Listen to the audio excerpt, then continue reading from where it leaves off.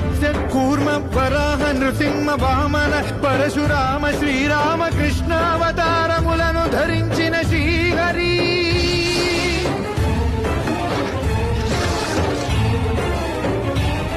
భవతారకుడం అవతారమూర్తిగా సాక్షాత్కరించి ధరింపజేయవయా